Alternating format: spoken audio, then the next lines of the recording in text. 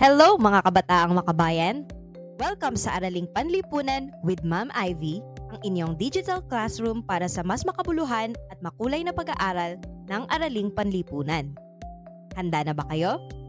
Tara na at simulan ang ating paglalakbay. Pag-aaralan natin ang nakaraan para sa mas maliwanag na kinabukasan. Hey! Handa na ba kayong bumiyahe? Dahil sa araling ito, iikot tayo sa 5 tema ng heograpiya. Hindi lang basta lugar, kundi kung paano tayo nakikisalamuha, kumikilos, at kumokonek sa buong mundo. So, buckle up mga beshi! Let's G sa pinaka-epic na geography trip ng taon. Focus tayo! Ito ang goals natin today. Aalamin natin ang themes ng geography. At syempre, tutuklasin ang connect ng tao at ng lugar. And mag-e-enjoy habang natututo. Let's go! Halina't basahin natin ng sabay-sabay ang kasanayang pampagkatuto. Nailalarawan ang katangiang pisikal ng daigdig at implikasyon nito sa pamumuhay ng mga tao. Mga kasanayan. 1. Natatalakay ang mga teoryang pinagmulan at pagkakabuo ng mga kontinente sa daigdig. 2. Naipaliliwanag ang kahalagahan ng mga anyong lupa at anyong tubig sa pamumuhay ng mga tao. 3. Nakagagawa ng video na nagpapakita ng pamamaraan ng pag-iingat sa mga anyong lupa at tubig. 4. Nasusuri ang implikasyon ng 5 tema ng heograpiya sa pang-araw-araw na pamumuhay ng mga tao. I-check natin yung inyong mga natutunan nung nakaraan. It's review time! I-level up mo na yan. It's anagram time! Ayusin natin ang mga letra para mabuo ang tamang salita. Kung sanay ka sa word scramble, easy lang to. Galingan nyo mga besi. Bilis, utak-conflict na. I'll give you 5 seconds for that.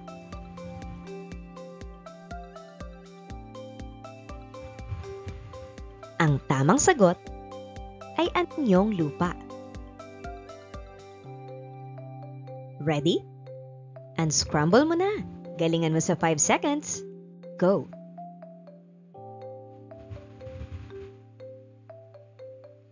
Ang tamang sagot ay pisikal na katangian.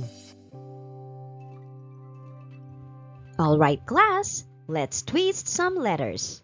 Anagram mode on. Ano ang tamang sagot? 5 seconds.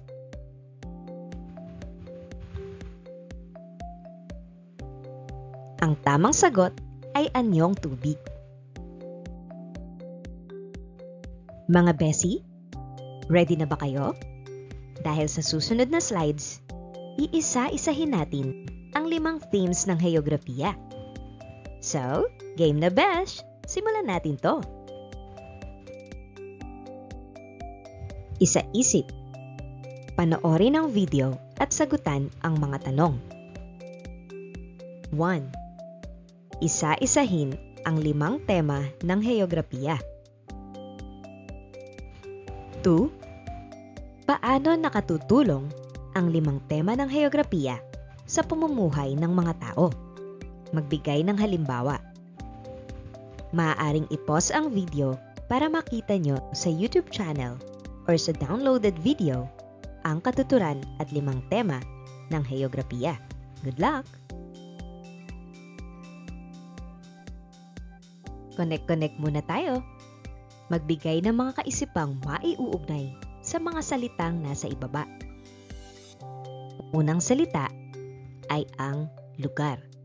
Maaaring i-pause ang video kada salita para mapakinggan ni teacher ang inyong sagot.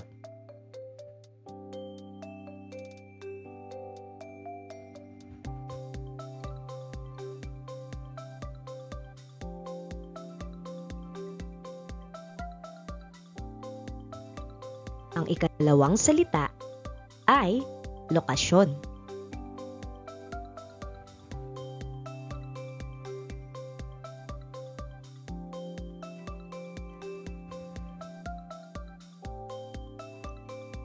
Ang ikatlong salita ay rehiyon.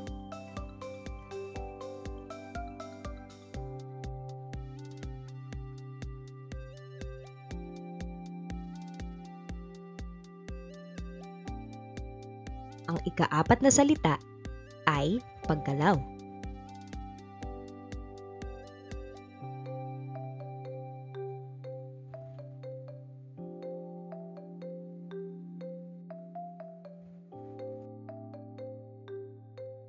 At ang ikalimang salita ay lugar.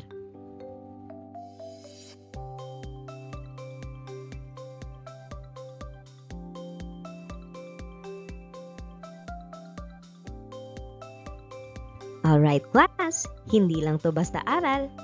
Deep dive tayo sa mundo. Let's explore. Tara, alamin natin to ng mas malalim. Talakayin naman natin ang 5 tema sa pag-aaral ng heograpiya.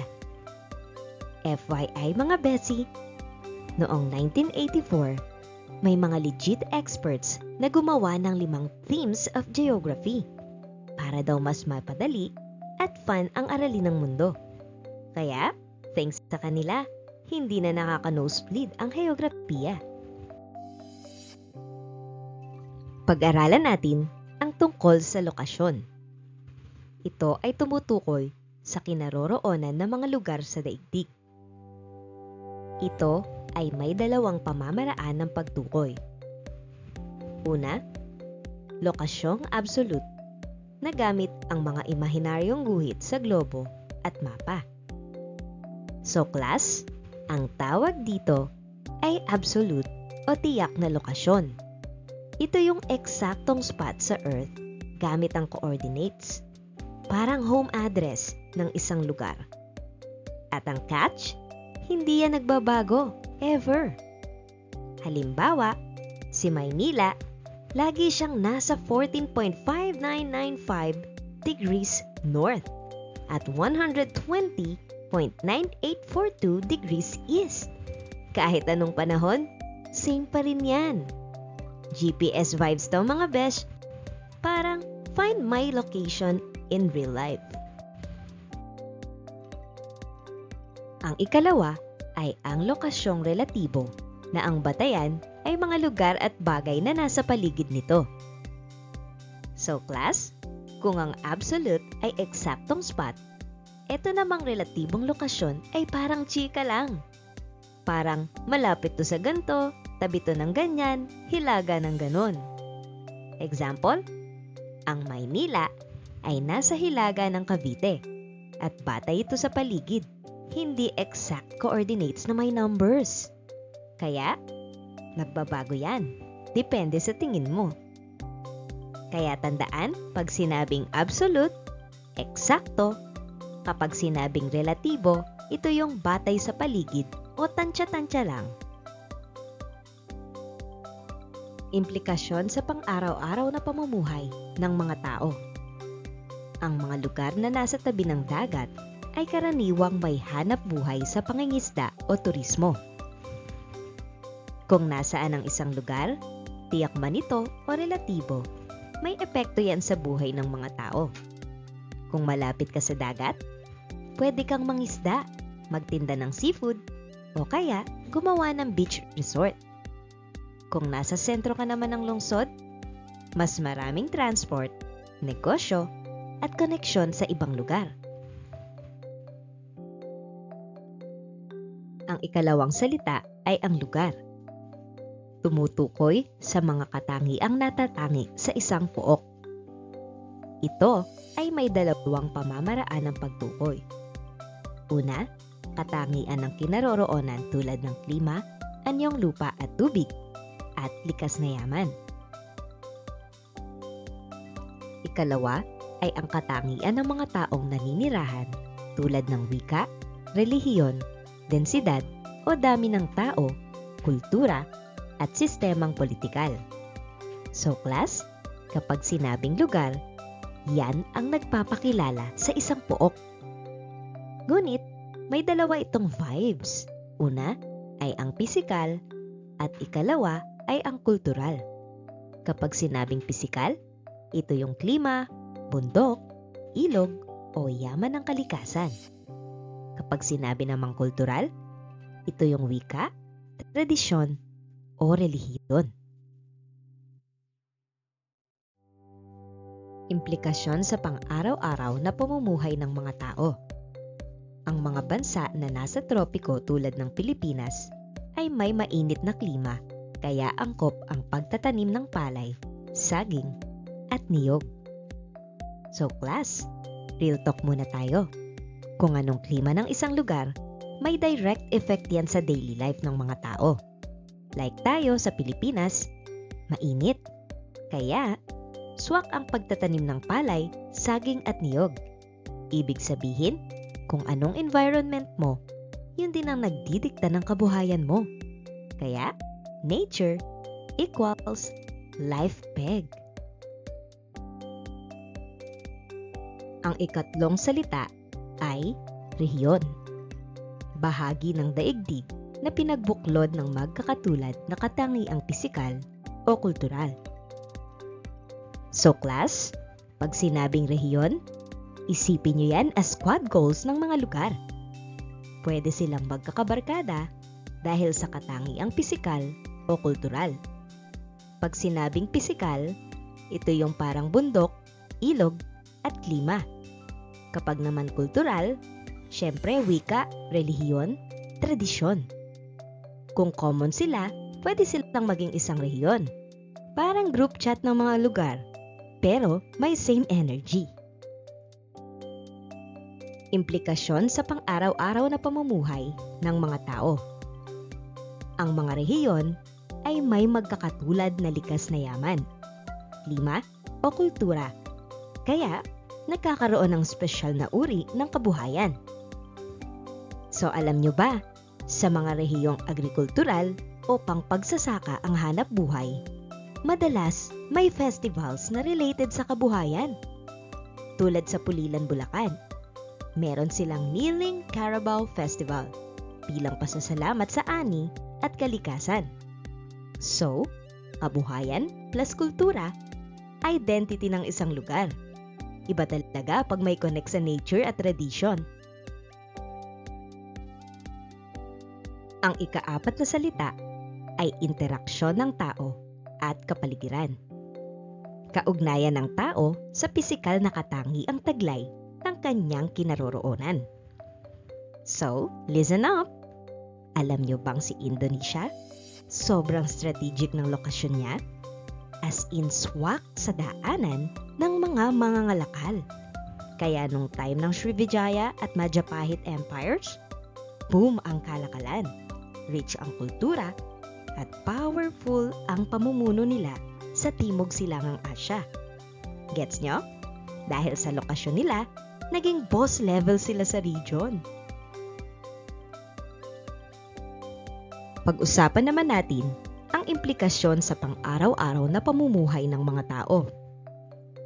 Nakaaapekto ang kapaligiran sa paraan ng pagtira, pagkonsumo, at paggamit ng likas na yaman ng tao. So real talk tayo dito. May epekto ang kalikasan sa lifestyle natin. Kung bahain ang area, magtatayo tayo ng bahay sa mataas na lugar.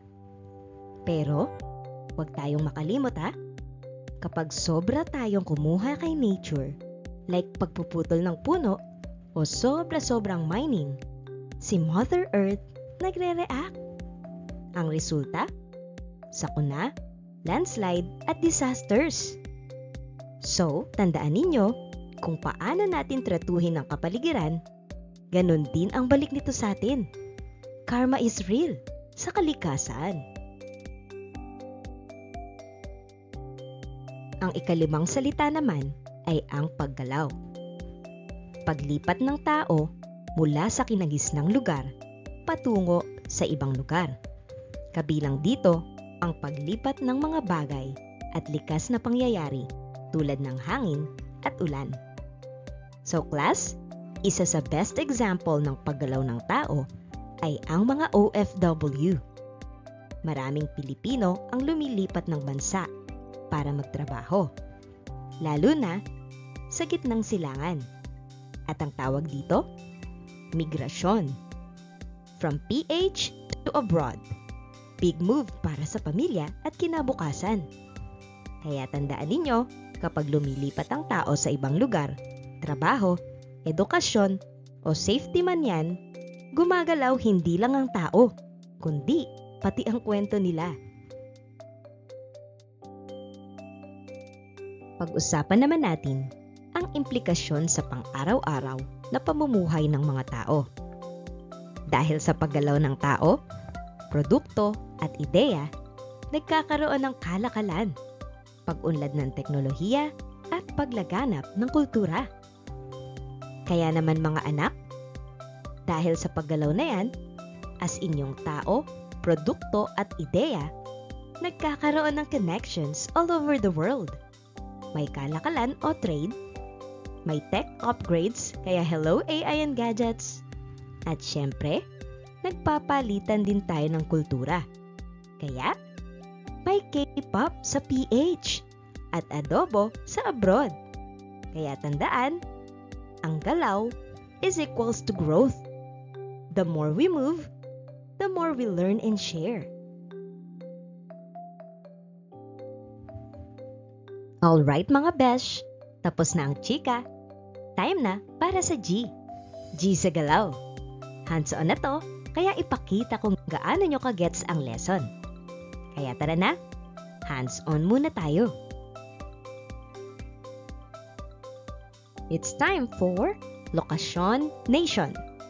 Pipili ng isang bansa na bibigyang pansin ng inyong pangkat. Suriin ang kalagayang heograpiko ng napiling bansa gaya ng mga konkretong halimbawa na naaayon sa 5 tema ng heograpiya. Maaaring gumamit ng iba't ibang klase ng chart upang ipakita ito. Alright class, tapos na tayo sa discussion. Time na para sabay-sabay tayong mag-practice. Let's flex what we've learned. No pressure, just fun and learning vibes. It's time for Think, Then Pick. Basahin ang bawat tanong at piliin ang tamang sagot. Isulat ang titik ng tamang sagot sa sagutang papel. Maaaring i-pause ang video para sa activity na to. Mayroon kayong 10 minuto. Good luck!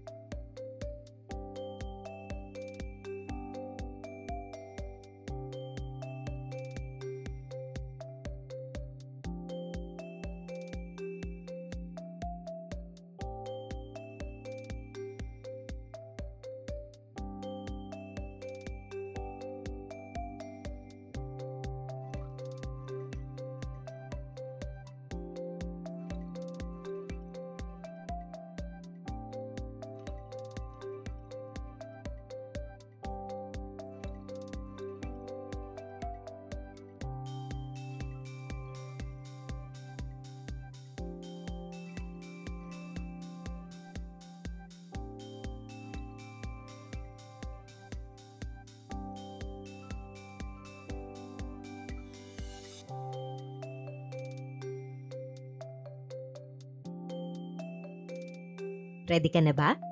Check natin kung solid ka na dito. Nasaan ang lugar ko?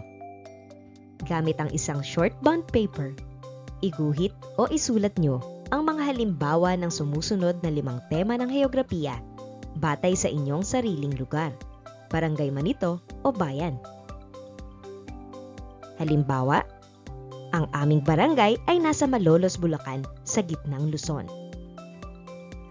Or, May palayan sa likod ng bahay namin at may ilog sa malapit. Alright, so galingan nyo and good luck! Ano ang say mo? Gumawa ng isang video ng talumpati kung paano mo dapat mapapangalagaan ang ating anyong lupa at anyong tubig. Ang video ay dapat tatagal lamang ng 1 minuto at ito ay ipapasa sa Google Drive na ibibigay ng link ng guro. O class, showtime na! 1 minute lang yon, pero dapat solid ang dating. Sabihin mo kung paano mo aalagaan ang nature na parang isang vlogger na may puso. Ano kayang tumatak sa inyo today? What's the tea? Anong mga key takeaways mo?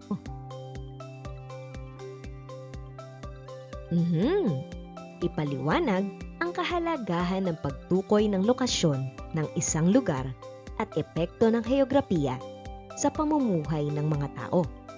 Maaaring magbigay ng mga karanasan na maaaring gamitin upang ipaliwanag ito.